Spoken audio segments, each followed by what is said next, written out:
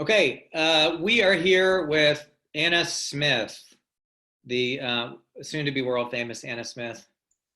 Well, you don't necessarily agree, or what would you like North America famous Anna Smith? Let's say North America We'll famous. keep it North America. I'm gonna be a little more humble. um, so Anna Smith is, as far as our ace relationship with Anna Smith, she's we would say the most decorated person we probably ever had go through our program. And I wouldn't even call it a program, go through our award shows. She was basically nominated for everything she could be nominated for and performed on the stage for pretty much everything since she started auditioning when she was a freshman. She's definitely, I would say, I'm not going to say easily, but I'm going to say there's no one more talented than we've ever seen with Anna here in Knoxville. I'm personally more talented than you, but I'm talking about. Well, yeah, I was about to say that. Yes, but I'm talking about Yourself short. other students.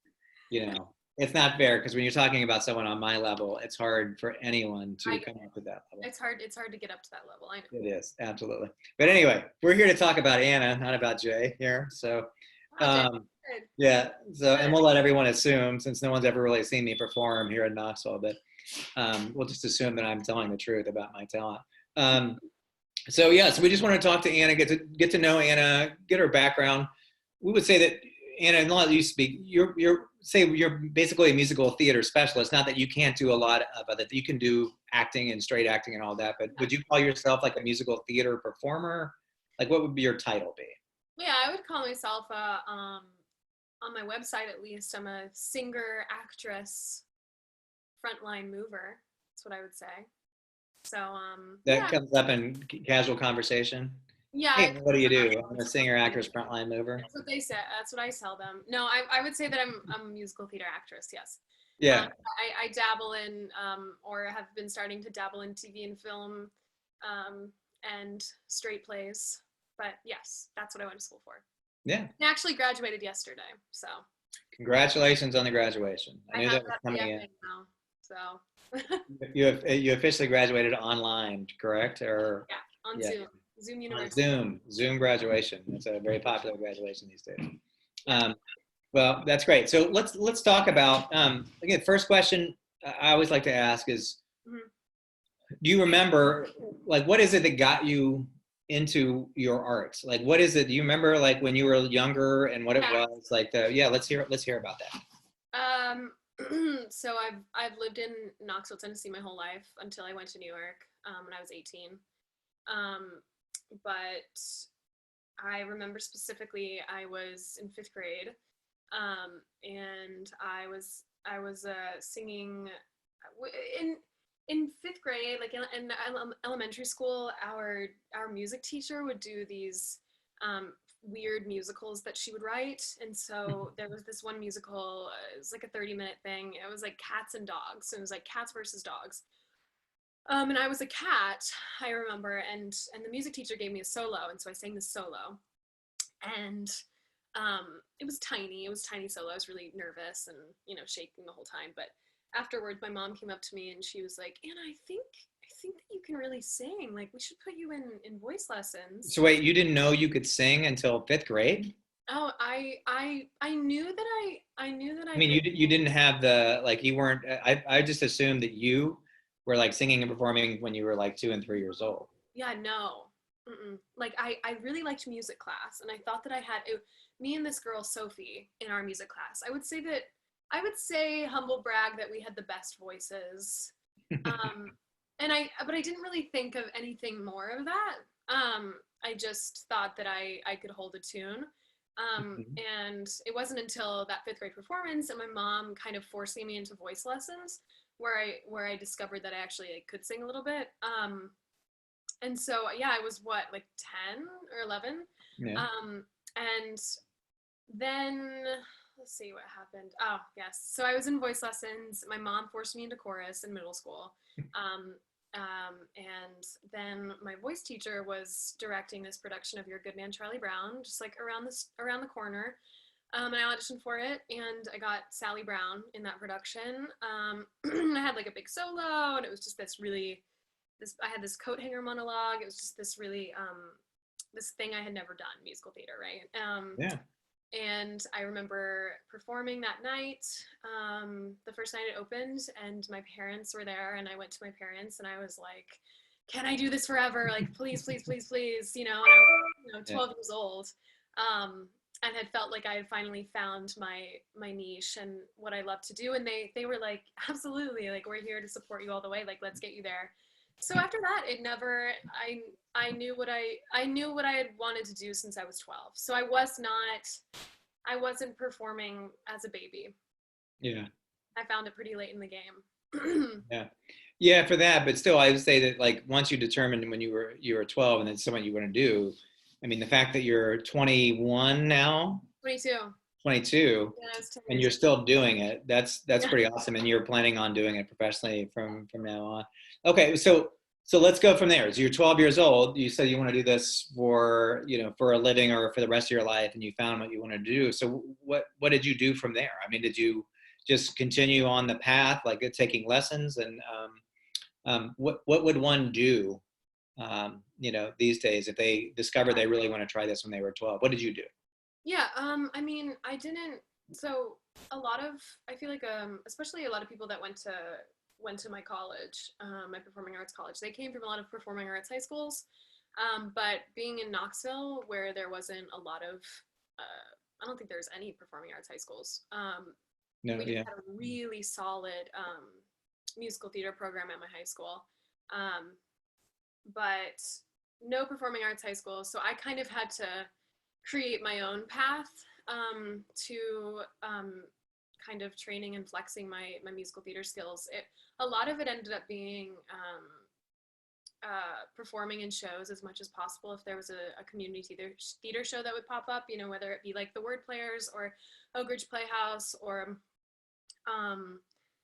even the Bijou Awards, it was an opportunity, or the ACE Awards. It was an opportunity to um, and to strengthen my skills in some form or fashion. And especially being in my high school shows and my middle school shows, that was really helpful for me. But in terms of training, I stayed with a voice teacher until I left for college. I got another voice teacher, but I stayed with that voice teacher. Switched around some voice teacher. I had a lot of voice teachers in Knoxville, and I took some dance classes. And yeah, a lot of it was just kind of the influence and the guidance and education that I received from my theater elders, like my high school theater teacher, Miss Dixon, mm-hmm. Jay, of course, a lot of people that kind of helped guide me to where I am. Yeah. Well, I think you were also very lucky. I think it says a lot, and we'll take a second to talk about Mrs. Dixon, Yeah. and how lucky you are to have a program like that. So, Yeah.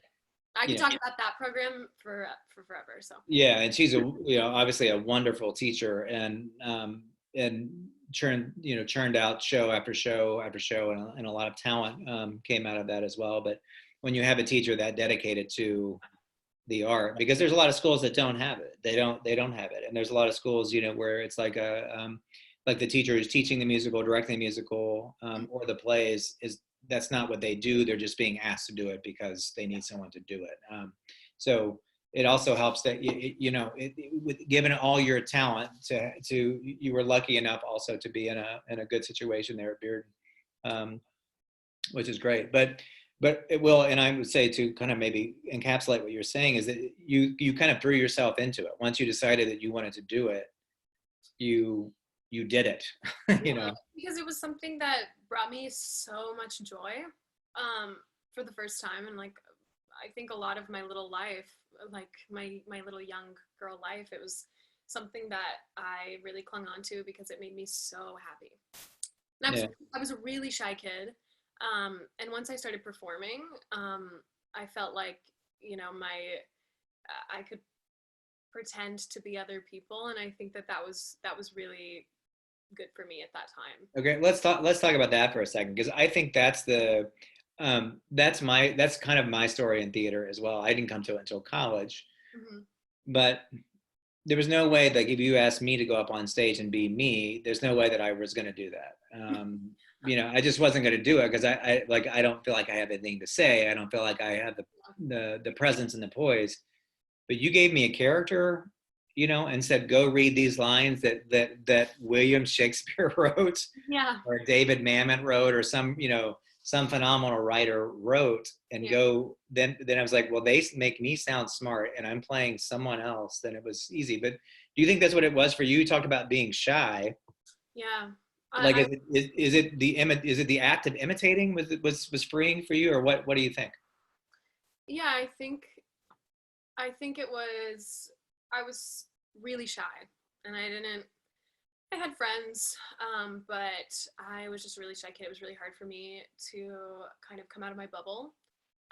And once I started performing and realizing that I could be whoever I wanted to be, I think that that was really helpful for kind of the time in my life where I was, um, because I could be people that I could be these outgoing people, and nobody would think about it. Coming from this shy kid, I was just an actor. I wasn't me. um yeah, and I think that that was also, I mean, even when I was a freshman in high school, I was still like a pretty shy kid. And even being in the Bijou Awards, it was like, for the first year as a freshman, it was still really scary for me, because even though I was up on a stage, and I wasn't to me I wasn't really playing. I wasn't in a show, so I was just, to me, I was myself. And so it was really hard kind of coming out of that, especially with the transition of just being in high school, um, Mhm. and kind of creating like a new identity for yourself. And so I Yeah. remember being really scared during that first year, um, just because I was like, I'm playing myself, but I'm doing a monologue. But Well, I think if I recall, you were the only freshman in it. yeah, I don't know Yeah. why. Yeah, I don't know why. Well, and it's funny, and I'll go ahead and tell the story about Anna. Is that when you came back? So you got in as a freshman, because we could definitely. I remember seeing you audition. I remember the monologue. It was like a soap opera monologue or I don't something. know why. Anyway, Well, that's I mean, at that point, finding monologues is difficult. There's no skill to it at that point. But, no. but you came back your sophomore year and you did your monologue, which I knew you were going to get in, and then you sang. I'm like, oh my God, she can sing. And I remember talking to your mom and like going, why didn't she audition for singing last year? And she goes, she did. And I was I like, I don't even remember, but you came in with so much confidence, Yeah. like that second time. Fresh- Uh, Freshman Anna was, yeah. Freshman Anna was not confident in herself, from what I can remember. So yeah, I think that I sang, and I think I sang for the first freshman year. I think I sang like something from Spring Awakening, something that wasn't really. It was just like soft. yeah. Whereas I think I sang Gimme Gimme. Yeah, you belted something. I remember like it was like, oh, I remember the person who's in the room with me was like, oh my gosh, that blew me away. And I was like, yeah, I didn't know she could sing because I didn't remember you even singing the year Yeah. before. Yeah. Um, but that's also goes with confidence, and also goes with the fact that you were doing it. You did it. You got on stage your freshman year, and you came Yeah. back the next year with all that much more confidence in what you did. Yeah. Yeah. Okay, so you had a very illustrious high school career. I remember we came to see you in Thoroughly Modern Millie when you I was were I was a sophomore. sophomore, and you were playing Millie. Yeah, I was 15. Yeah. Yeah, and then we saw you, and was it Footloose the next year? Yep. I was in Footloose. I was Ariel in Footloose. Yeah, and then Adam's Family, right? Yeah, I was Wednesday in Adam's Family. I Yeah. could talk on and on about that one song that will always will be my curse, which is Pulled. That song will always be my curse. Why? I remember you singing it very well, by the way. Why is Yeah, that a well, curse? that song is cursed. I just think that song is, because I don't think it's a good song to sing when you're under a lot of nerves, because Because of it the literally is like puppy dogs with drippy faces, unicorns with it, and it just like yeah. keeps going. And I remember when I did it. I did it at the Bijou Awards, or the Yeah. ACE Awards. I did it, and I missed one lyric, and it haunted me for like 2 years after that. So I truly think that song is cursed. But anyway, yes, Wednesday and Addams Family. Yeah. Okay. So you have all this wonderful success in high school. So what point do you think in your high school career did you just say, all right, it's time to start gearing up for college? When did you even start thinking about college and programs and musical theater and what have you? Yeah, I think I started visiting schools when I was a sophomore in high school. And I didn't start getting super serious about it until I was a junior in high school. Like I remember a sophomore, I remember I visited Shenandoah and their musical theater department when I was a sophomore, and I visited Pace, which is the school I ended up going to when I was a sophomore. And it wasn't until junior year when I really started fleshing out kind of how many schools I wanted to audition for, what big places do I want to go, like the unified auditions, which ones do I want to go to. You know, I think I used all of my award money from the ACE Awards for every single college application. It's just like boom, boom, boom, because I applied for like 15 schools. Yeah. And thank God I have such a supportive mom, and also thank God that I have such a supportive theater teacher. Honestly, because Miss Dixon, I mean, I could go on and on about this woman, but she's the one who was the high school teacher at Bearden for theater. And she coached me throughout my entire college audition process. We met together like every week and looked at songs to sing and looked at monologues, and like went through them. And I think, did we work on some stuff? I don't even remember. It was so long ago. Yeah, you and I worked on it, and I actually, it's funny. Yeah, we did, and I remember. I will say this a little story, and this is again about this is a huge compliment to Mrs. Dixon. You did a monologue in the award show that I didn't think was a great monologue. Not that you didn't do it great; it wasn't a good choice. I didn't think it was a good choice for you, and that's why you didn't win. As far as doing a Shakespeare monologue, and I remember I called to tell you, here's why. We thought you were phenomenal, and I called to tell you that. And Miss Dixon, and I'm saying this in all respect for her, and I think this was wonderful. She got mad at me. She was mad at me for telling you that it wasn't an appropriate or a good enough monologue for you because you were already using that to go into to audition for some schools, and she wanted to keep your confidence up. Yeah, that's very. So I said I wasn't. I was trying to give you a compliment and say we knew you were the best actor on stage, but you did not choose what we felt like was the best monologue. And I was trying to comfort you to explain why you didn't win, and then I remember getting an email from Mrs. Dixon right after that, going, please do not, do this." And she was very polite about it, but she was great, and I think it's a true compliment to her about how protective she was of you and of all of her students, I believe. But like it meant a lot to her what you were doing, and I could tell she was a huge influence on you. Yeah, she got me there. I mean, she really is the best. Yeah. Yeah. But yeah. Okay, so you're looking at these colleges. So what did it come? What were you looking for? What did it come down to when you were getting decided? Because you were applying to all of these schools. And by the way, I want to make sure that it's almost like an athlete, right? That you still have to go out there. Like athletes get noticed when they go to the camps, when they go to the these. They go to almost like what you called like unified auditions. Athletes go to these summer camps. That's when these coaches see them. Mm-hmm. You don't just be great and just kind of sit back and wait for people to come find you. Correct? Yes. I mean, I guess for me, I didn't. If I had known about these theater camps that were happening at these colleges at that time, I probably would have gone to some of them. Just to be seen by the colleges that I was interested in. But all I did was I went to Governor's School for the Arts, and I wasn't going to MTSU, no tea, no shade, just because that's not where I wanted to be. Yeah. I wanted to be, I think by the end of it, I wanted to be in New York, but we'll get into that in a second.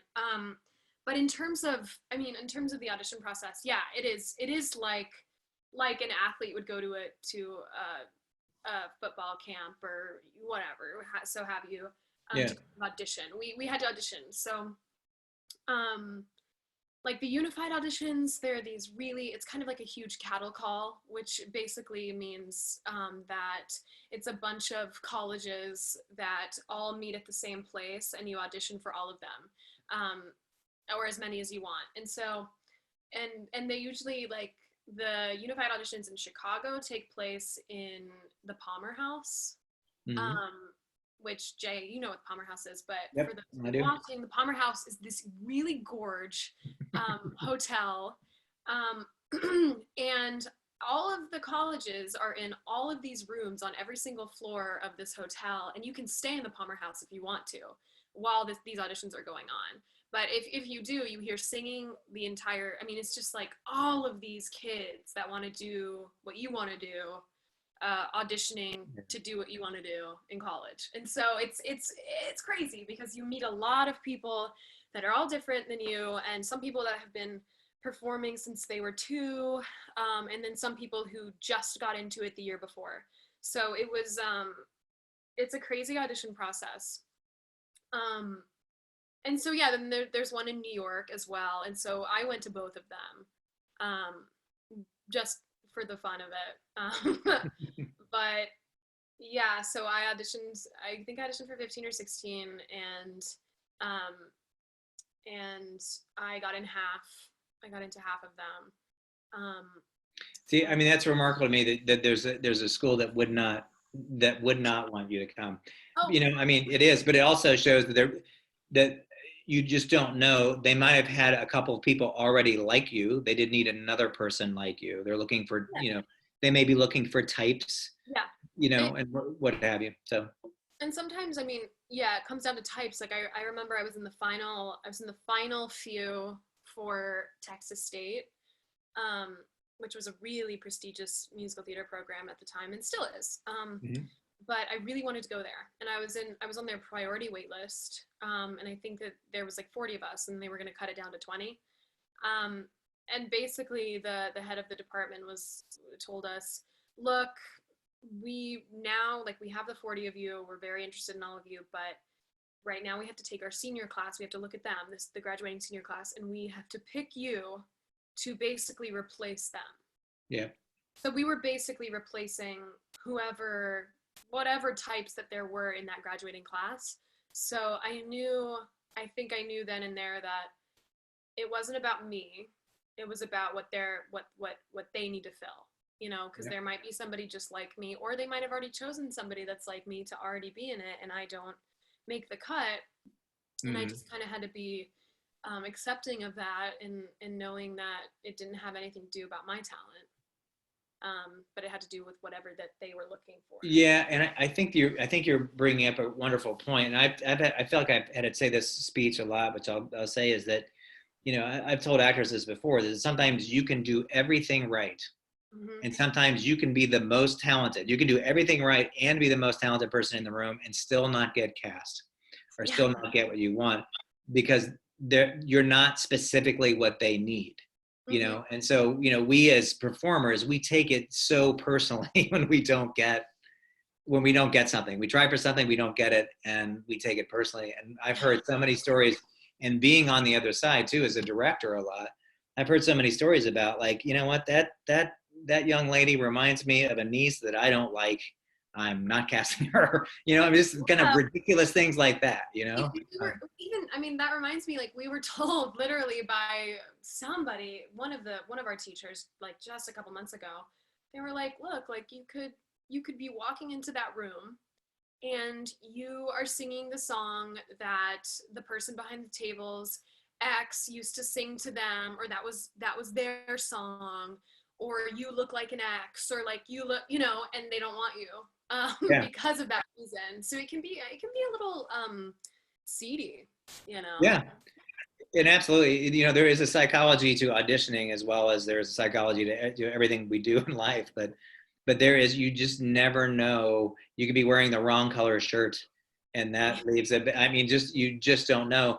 But I feel like we always have to talk about, again, with you auditioning and getting in only to half the schools. Like I can't think of someone, I mean, that's ridiculous to me, but it also just comes down to there are times when people, they don't need an Anna Smith. She's out there and she's wonderful, but they just don't particularly need her right now, which I think which is shocking. So that's why we say to students, when you go do something, like you go audition, the second you do audition, go treat yourself to something nice and just reward yourself for the fact that you're auditioning, and now it's out of your hands. Like, did you do everything you could do to prepare? And did you do a good job? And are you proud of what you did? Then you did everything you can do. Don't beat yourself up if they don't want you. And honestly, like if it is any, I guess, peace of mind, it was a big deal for me to get into half. Most people don't get into half of them. Most people only get into one or two. So, and then some people don't get into any at all. So for to give some kind of peace of mind, getting into half of them was pretty cool, for a lot of people. And it doesn't matter at the end of the day, because it is not in your hands, and you can give the best audition that you've ever given. Like I'm pretty sure I gave one of my best auditions that I've ever given at Carnegie Mellon. And they loved me, and I was in the room with the music guy for the longest time, and he had me sing Summertime from Porgy and Bess, and just kept taking it up and up and up, basically telling me at the time that I was a soprano. And me personally, I didn't believe that I was a legit soprano. I just thought that I was a mezzo. And so he kept taking me up and up and up, and he made me take off my shoes. Like, I had the best audition with this guy. And I didn't get in. And obviously, it was Carnegie Mellon. Like, they're not, they only accept, 12, 20 people, I don't know. But, and so many people auditioned for that. And maybe the music guy liked me so much. He wrote so much about me. The acting guy wrote like 2 notes about me, you know? And it just has to do with that as well. Yeah, you just don't know. You don't know. Okay, so you're in college now. So you chose Pace. Yeah. And you chose Pace, do you think, primarily because it was in New York? I mean, obviously it's a great school. So but it at the time it was a pretty good school, and now it's like a pretty amazing school. So it was still really ridiculously hard to get into, and thank the stars that I got in. But I knew that at the end of the day, my 18-year-old self wanted to just jump into New York right off the bat. So that's kind of that's what I wanted to do at the time, which is crazy. And so I decided between Pace, and I decided between Manhattan School of Music. And I knew that I liked Pace even when I was a sophomore in high school. I really liked Pace. So I was going to give that. I actually almost, crazy story, I actually almost did not go to my Pace audition because I had a pretty rough audition like an hour before. And I remember telling my mom, I am not going to this audition. I'm done. I don't want to go. She forced me to go. I went. I had left my shirt, or I had left my leotard for the dance call. I had left it at the studio before. And so I literally had to wear my mom's tank top, like in this dance call. And somehow they liked me after my singing audition, not my dance. Or maybe you stood out. You weren't wearing the right clothes, and everyone. Yeah, which is not good to have to stand out in my dance in the dance call. It was not a good first impression. But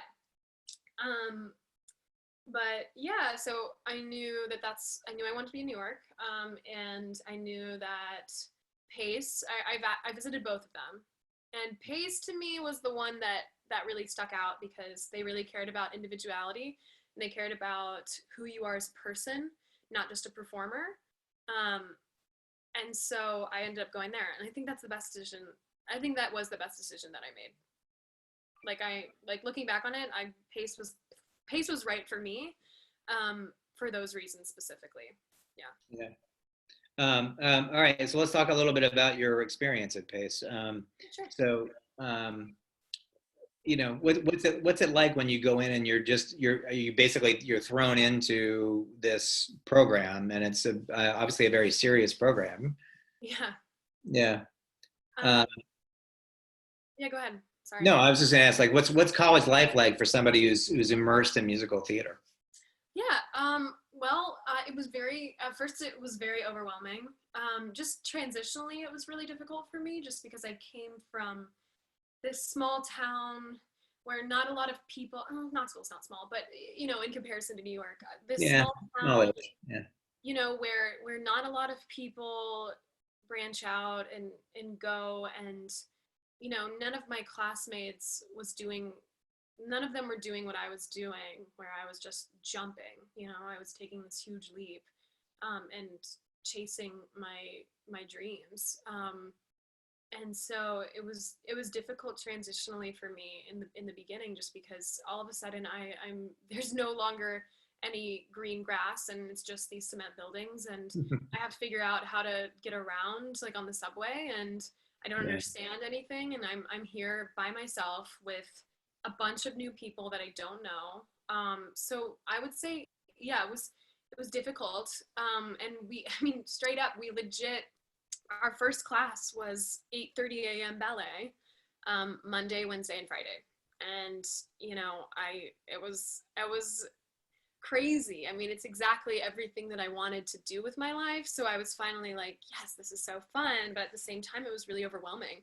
Yeah. Um, uh, and so we started having ballet every other day, and we had acting class, um, and we started voice lessons and vocal coachings, and it was finally it was just really weird for me because I had never been to a performing arts high school, and so it was just being completely immersed in musical theater all the time was something that I had dreamed about, but I never got to really see it until I got to college. Um, and honestly, it was pretty difficult. I mean, it was really hard. I compared myself all the time to people, especially as a freshman. I was always comparing myself. I knew that I had this special gift that I wanted to share with the world and with my classmates, but it was really hard because it was kind of like you would walk into the performing arts building and people would just be singing these high C's and like belting super high, and you can't help but be like, why can't I do that yet? Yeah. But you got to trust the process, and you have to trust the training, and that um, that you're gonna be just fine. Like I was comparing myself to the seniors, like that's so Yeah. silly. But yeah, It's a natural thing to do, though. I know what you're saying. Yeah, yeah, it's yeah. It's like common. an immediate comparison because you come from.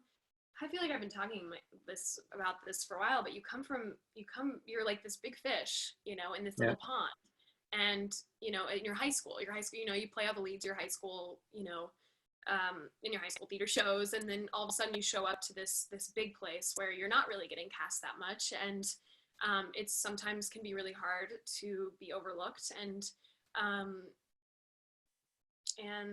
yeah. Well, and let's face it, some a school like Pace, there's going to be people who were exactly the same as you were in your town from their hometown coming there as well.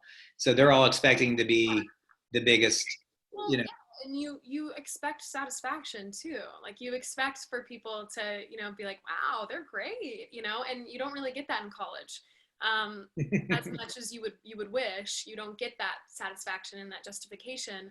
And so you're kind of left on your own to kind of create your own journey and your own destiny, um, and your own I guess for me, the biggest thing that I learned in college was finding my own self-worth and my own inner self-worth, and how sorry, somebody was calling me threw me off. But finding my own self-confidence and my own, whereas like, and that took me a long time to learn.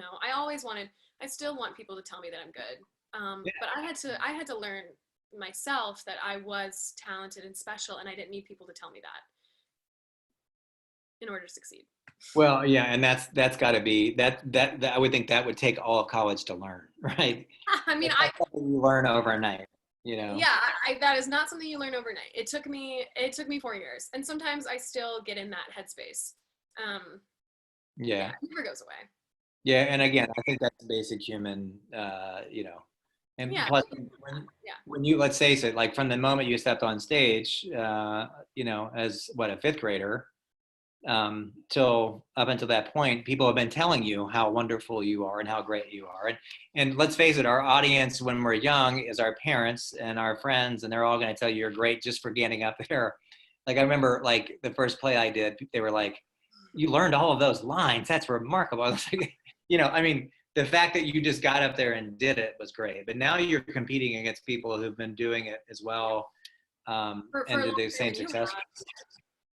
Yeah, and even, Yeah. I mean, even going, I did professional summer stock work and I played leads, and I was still, for some reason, looking for that justification, and didn't think that my performance was enough without words Yeah. of affirmation. um, but that is the human experience, and I think that we always, we want people to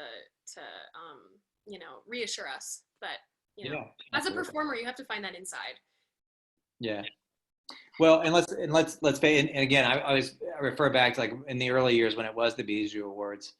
Um, we used to gather after our little tech rehearsal, and I would give a lecture that I give as much as I can. And actually now we even have groups based on those, because parents and grandparents like it so much, even if the students didn't.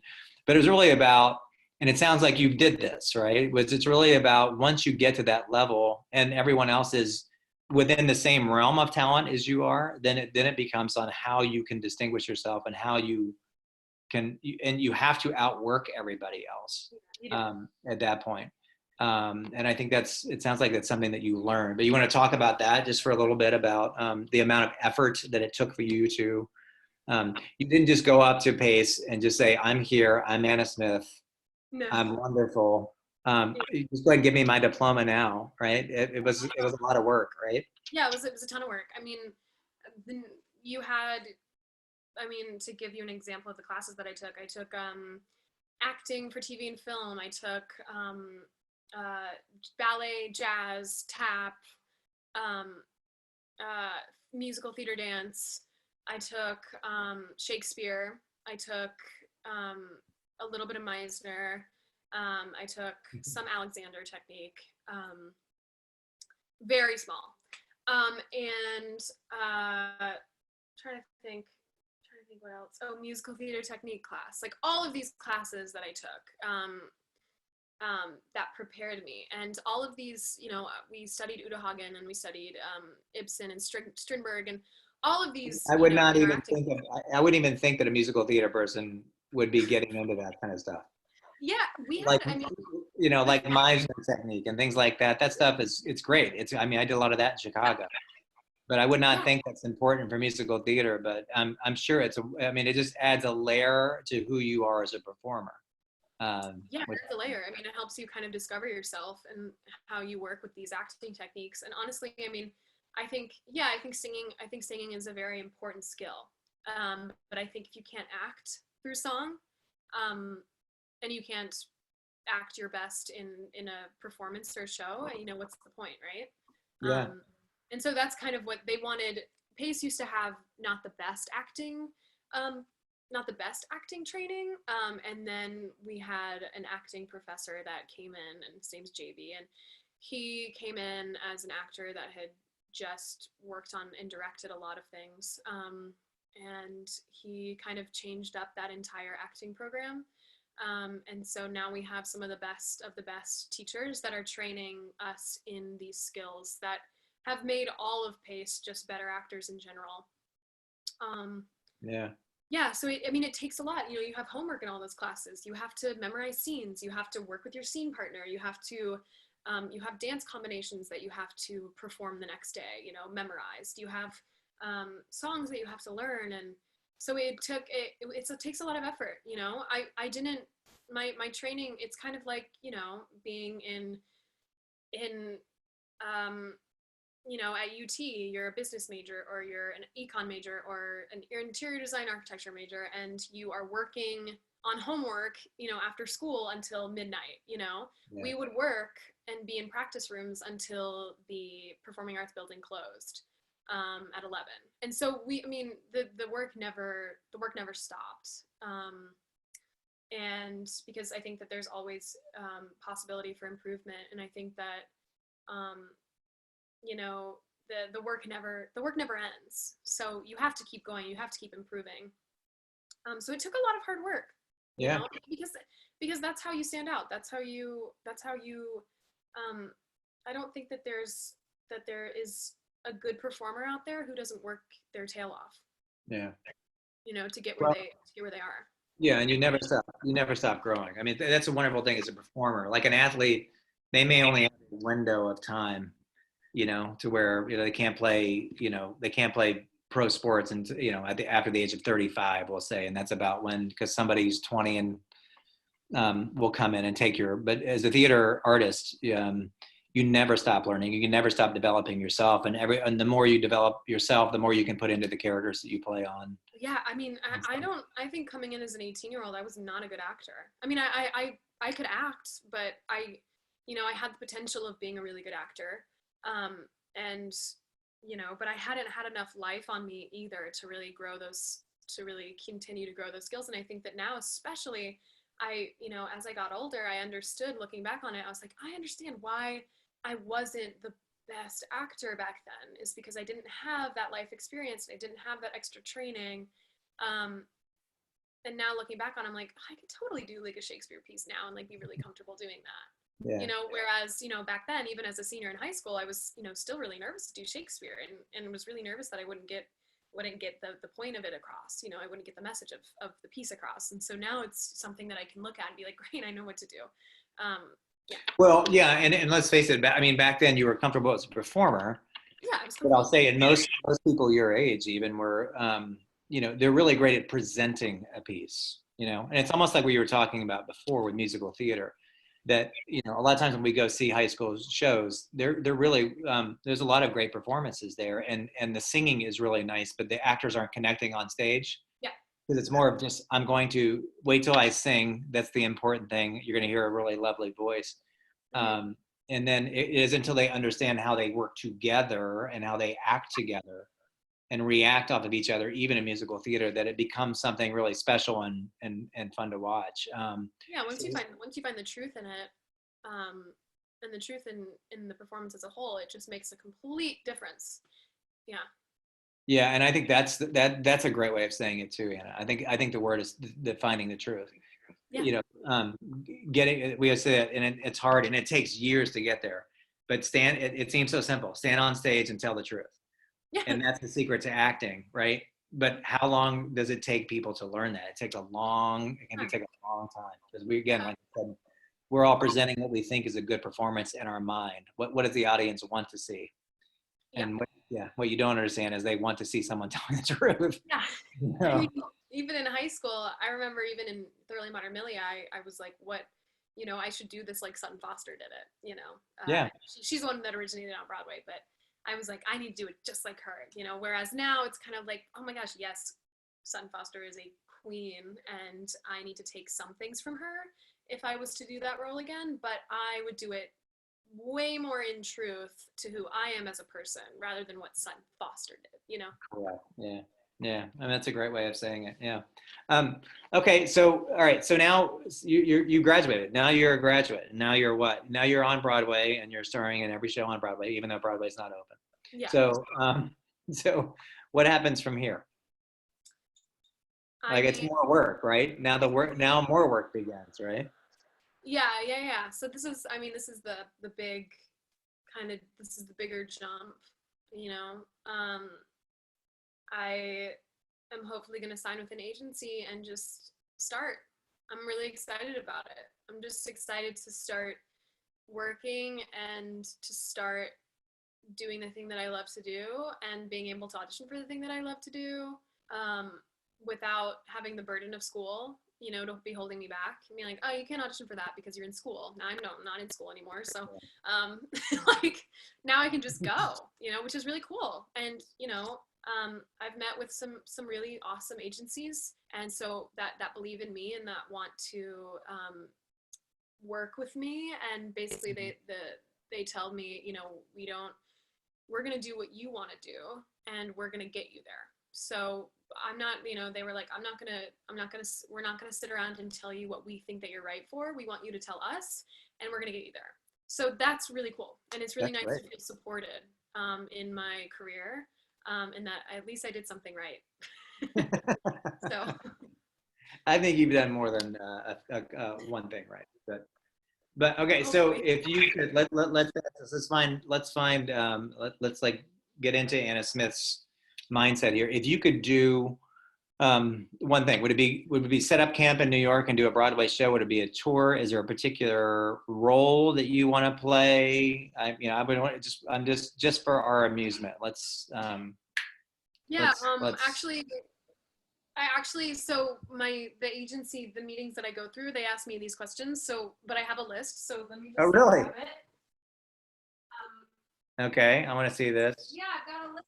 Everyone, Oh, here it is. talk amongst yourselves while Anna Smith's.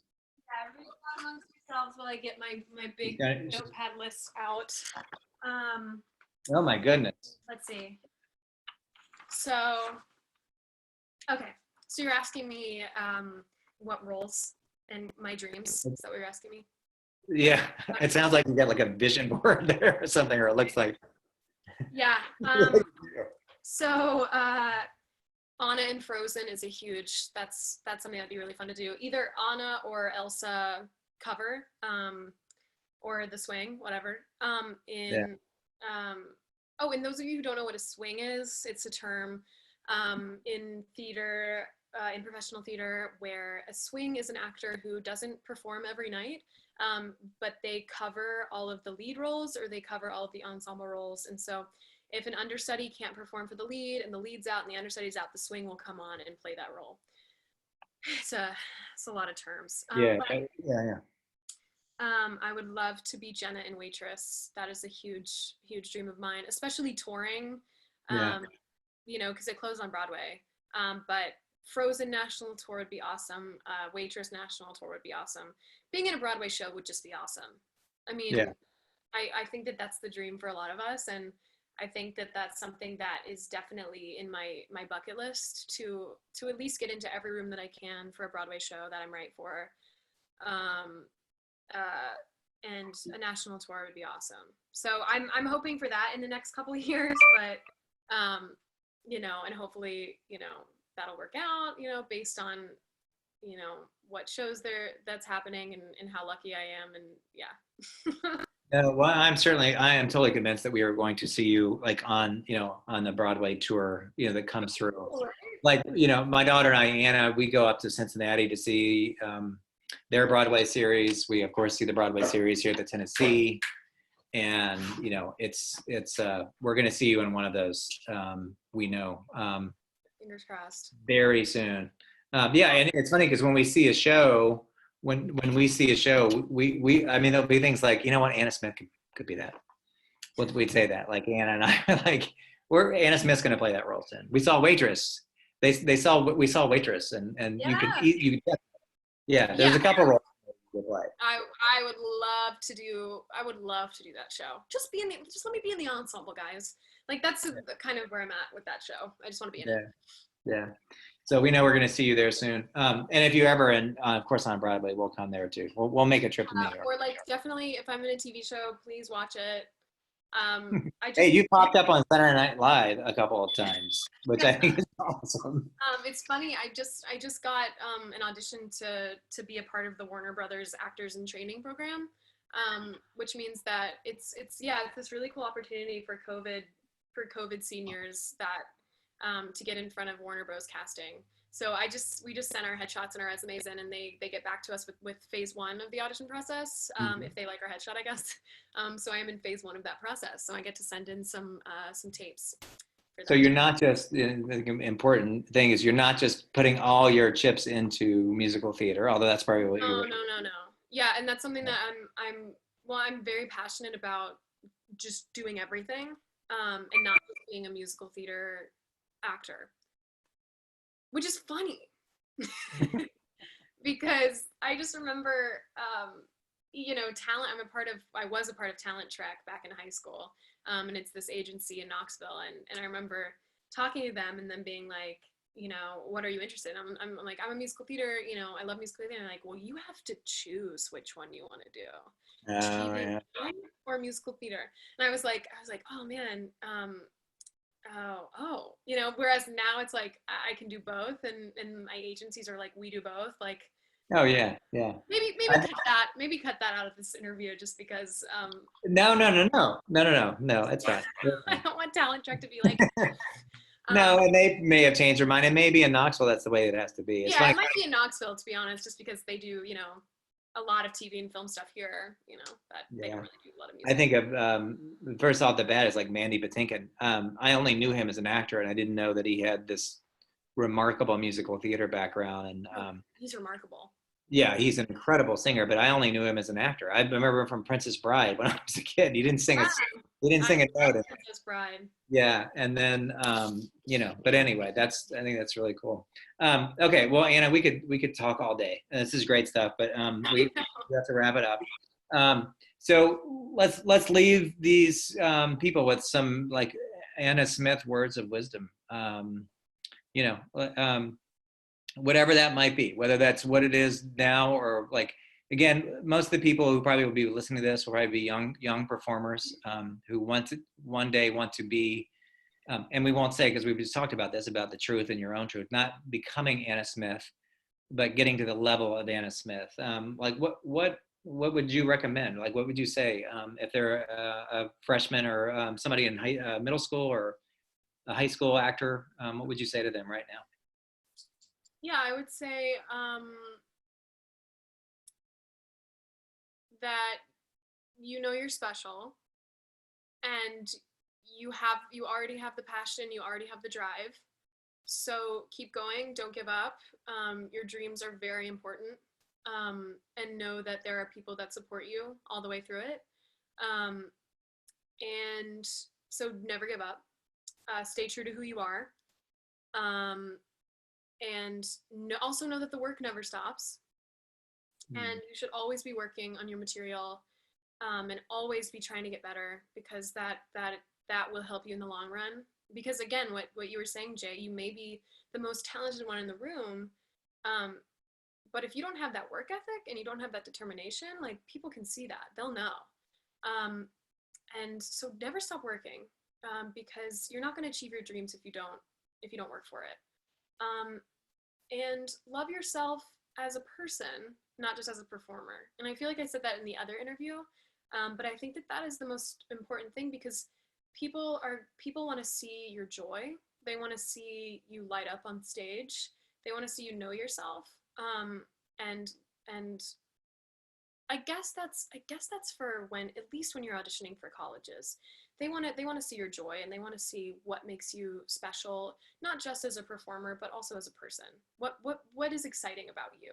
And so I know people say this a lot, but show who you are, you know, because that's the most, and you know, maybe now I'm kind of going on a tangent, but maybe you don't know who you are as a person just yet when you're in high school. And I think that that is very important to acknowledge because I sure as heck didn't know who I was, you know, but you know, work on that side of yourself, not just the performer stuff, because that will help you in the long run. People want to see that. They want to see what makes you shine, inside. Um, yeah, and advice for just performing in general, and it's something that I have heard from my professors is, always protect the possibility of a happy ending. That is the thing that I have learned and that I have remembered, since my one of my professors, Aaron Dilly, told me, protect the possibility of a happy ending because, um, that's going to help you in every scene. I'm just saying because that's what we do. We protect the possibility of a happy ending as performers always. So So anyway, you and I'm not to interrupt, but I want to just. So what you're saying is that when you're on stage, you're assuming you always have an objective, and you're assuming that objective is going to turn out. Is that what you mean? yeah. So like your objective in you may have many objectives and many goals in when you're performing and when you're doing a scene. But I think the overarching objective, you know, you've got Yeah. that big objective and then those little ones, Yep. is to always protect the possibility of that happy ending. You know, I think as people, we always want a happy ending. And I think that that goes to show with, like, you know, even in scenes and with characters, they want that too, always. Yeah. So that's really helped me. Unless it's like, you know, I don't know. I'm sure Hamlet wanted a happy ending. He didn't get it, but No, of course. Well, he wanted. no, but you don't stop. You don't. Hamlet doesn't stop He pursuing. doesn't stop. Yeah, Yeah. he I think, struggles. He struggles through yeah. to try to get it, and in the end, he does kind of get it in the end a little bit. He basically wants to avenge his father, and And he does that. he He does does it. that. I just saw Hamlet at St. Anne's. You would have loved it. It was so good. Oh yeah, Um, but Ruth Negga, do you know who that is? yeah. Why do I know Ruth Negga? What have I seen? I don't know, but she's a London or a British actress, and she played Hamlet. Oh wow. Yeah, and she, I mean, obviously they didn't switch around the genders in the show, so she played Hamlet as a guy, and was brilliant. Like, As a, I yeah, so it was like Hamlet was almost like this little boy, um, you know, that was just trying so hard to be a man the whole time. So yeah. she was brilliant, and then she came into my restaurant like Oh, a cool. couple days after, because I work where St. Anne's is, you know, in that Yeah. realm. So she came into my restaurant, and I was just like, wow, this is like a brilliant woman in the flesh, that I get to watch eat. So that's cool. Yeah. The first Hamlet that I was in, I played Claudius. I played the dad. Oh, you did? That Hamlet wanted to kill. Yeah, with the Cincinnati Shakespeare Festival was my first role, and we had a female Hamlet, but we changed. No other genders were changed, but we did change all the pronouns, and she played her as a woman. Cool. That's awesome. Yeah, and then the last professional role I ever played. Well, I would say ever means I'll never be on stage again. But the last one I played before I moved here and started family was Hamlet. I got to actually play Hamlet, You so I played kind of Hamlet. ended on that. Oh, that's I said awesome. What that's a a way, good one to end on for now. And what a so way to pause. What a way to pause. it's a good pause. It's about a 15-year pause now. Yeah. That's what happens when you start a family too and all that stuff too. Yeah. So I mean, yeah.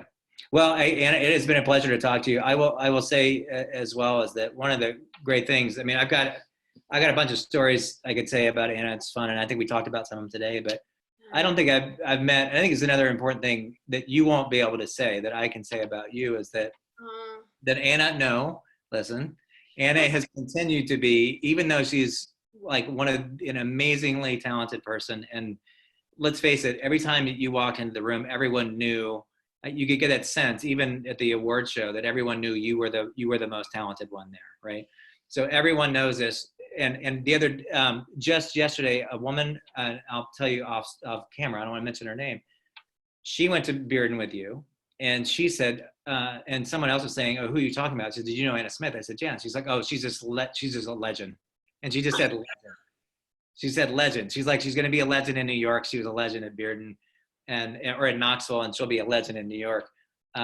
So that's the way we refer to you. But I can't thank you enough about how gracious that you have been to us this whole the whole process. Like when you're in town, you come and help the yeah. students um, rehearse, and you'll work with them, and they're so much better, and they learn so much from you when you come in, and you don't, and we don't have to drag you in there. You're eager to do it, and you're just so gracious, and it's really I think that goes to that part of like people want to work with Anna because there's a graciousness to everything that she does, and I think that's going to serve you for a long time. And it's hard to teach that. You cannot teach, graciousness. But if you can learn this at an early age, just be kind to everyone and Kind. always be helping out, because that's what Anna does. And look where Anna is now. I mean, Anna, like I said, we're going to see her on Broadway or on a Broadway tour here pretty soon. And Hopefully. I think when you're on a tour, I'm assuming that they want to have people that everyone else gets along with. Oh, yes. Which brings me to my last piece of advice. Okay. Yes, I think be kind to everyone is so important. This is when you guys are performing and professionally and stuff. But my second piece of advice for performing is always, always, always be so kind to your stage managers and to everybody that works behind the scenes, because they are really the most important. Yes, you're the ones that are showing your face on stage and telling the story, but they are telling the story behind the scenes, and just be kind to them. That's it. That is a great piece of advice. All right, Anna, thank you so much. This was wonderful. Of course, thanks for having It's me. always great to talk to you, period, but just, I'm glad that we got you on this. And Yeah, of course. yeah, so is there a place where anyone can go and find, do you have a website? I do. Um, just say it out loud real quick. Oh, sure. It's AnnaCatherineSmith.com. And that's with a C. The Catherine is with a C. Yeah, Catherine with a C. So if you guys want to check out me We'll singing. try to. We'll write that in. We'll write that in the description so everybody. Yeah, because I think it's always amazing to go, see and all of the things that you have done, all the things you do. They'll get to see a little bit of your performance. I think which is remarkable. If you've never seen or heard Anna, it is an experience for sure. All right, Anna. Well, it's been a pleasure to talk to you. Been a And pleasure we will to be talk talking to you again very soon, I hope. Yes. All right. Hang on one second. We'll talk off. All right.